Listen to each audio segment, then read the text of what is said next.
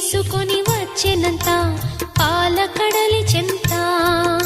క్షీరసాగరము మధించ మీ తోడుగా నిలిచెదరు పాపము దేవతలర్భకులు అవకాశము మీరిండు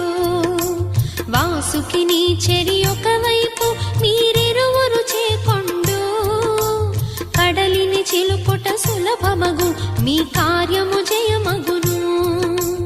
అమృతము దొరికిన ముందుగను మీరందరూ గైకొనుడు ఆఖరుగా మిగిలిన కొంచెం సురులకు ఇచ్చెదరు లక్ష్మీదేవి కథ శ్రీ లక్ష్మీదేవి కథ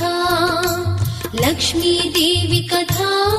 శ్రీ లక్ష్మీదేవి కథ